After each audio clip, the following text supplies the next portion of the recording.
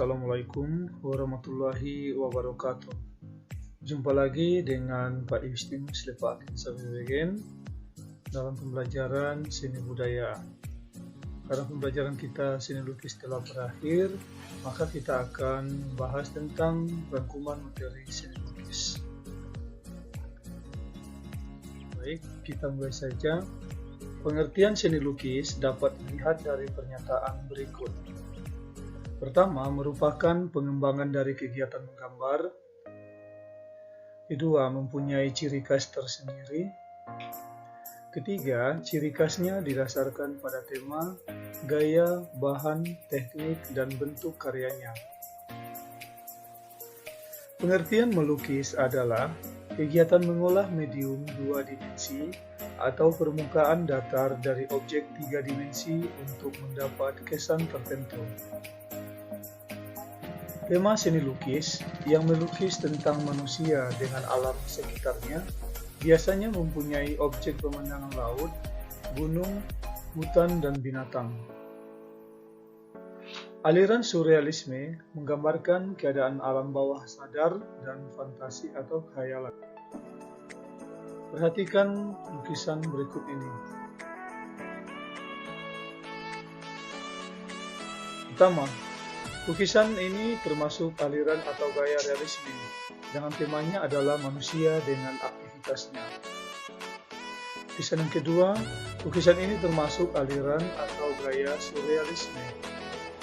Sedangkan yang ketiga adalah tema lukisan ini adalah manusia dengan alam sekitarnya. Perhatikan tiga jenis lukisan ini. Yang pertama, lukisan cat air menggunakan teknik akuarel. Artinya, melukis dengan sapuan warna tipis sehingga hasilnya transparan. Media untuk bahan cat air adalah kertas. Kedua ini merupakan lukisan kaca. Lukisan kaca ini menggunakan kaca, timah, kuningan, dan tembaga sebagai penyembunyian sehingga membentuk lukisan. Dan yang ketiga ini merupakan mozaik. Mozaik adalah teknik menempelkan pecahan atau lempengan kaca yang berwarna-warni pada media lukisan sehingga membentuk objek tertentu. Berikutnya, perhatikan lukisan ini. Lukisan ini bertemakan manusia dengan alam khayal. Dan yang kedua, aliran lukisan di atas merupakan aliran romantik. Romantik atau romantisisme adalah aliran seni lukis yang melukiskan cerita-cerita romantis, peristiwa yang dahsyat, atau kejadian dramatis. Ini lukisan yang ketiga, ini merupakan lukisan potret diri dan topeng kehidupan. Dan lukisan ini merupakan karya Affandi. Perhatikan lagi dua gambar ini. Gambar pertama ini, teknik yang digunakan dalam melukis dengan goresan menggunakan jar, kuas, atau pisau palet. Sedangkan yang kedua ini, gambar lukisan ini merupakan aliran non-representatif.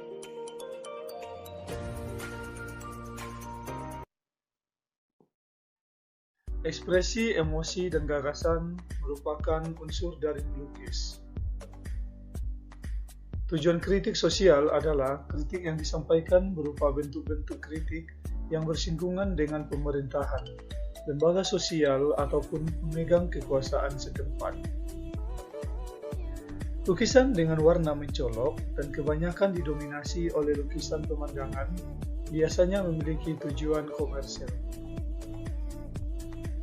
Lukisan yang mendekatkan diri dengan Sang Pencipta merupakan tujuan dari religius. Media yang digunakan pada lukisan mozaik adalah biji-bijian, kulit telur, potongan kayu, dan lain-lain.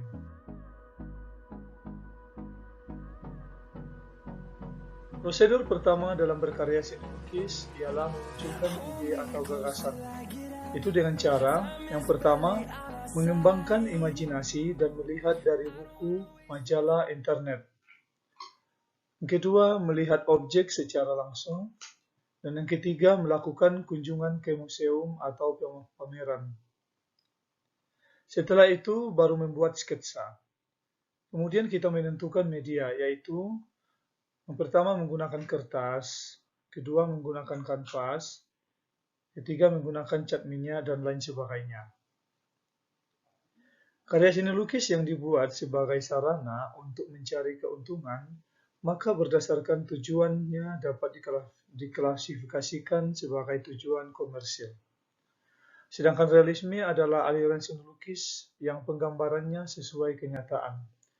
Adapun nama-nama pelukis yang termasuk aliran realisme yaitu Basuki Abdullah, Mas Pringadi, dan Wakidi. Aliran seni lukis yang penggambarannya alami atau sesuai dengan keadaan alam merupakan gaya seni lukis naturalisme.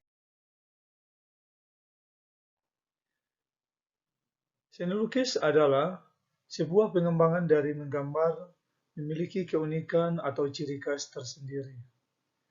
Ciri khas ini didasarkan pada tema, corak atau gaya, teknik, bahan, dan bentuk karya seni tersebut. Melukis adalah kegiatan mengolah media dua dimensi atau permukaan datar dari objek tiga dimensi untuk kesan tertentu dengan melibatkan ekspresi, emosi, dan gagasan pencipta secara penuh. Sebuah lukisan harus dapat menerjemahkan apa yang ada dalam objek, tema, atau gagasan secara representatif. Sebuah lukisan memiliki ciri khas, tema, dan teknik yang disebut gaya atau aliran. Adapun aliran atau gaya lukisan tersebut adalah sebagai berikut. Pertama, naturalisme.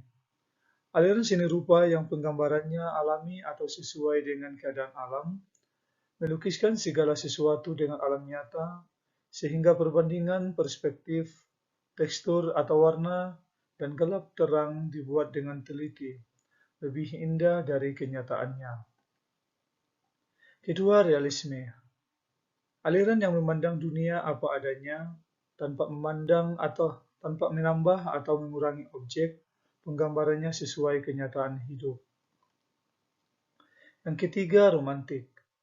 Aliran seni rupa yang bersifat imajiner melukiskan cerita yang romantis, peristiwa yang dahsyat atau kejadian yang dramatis.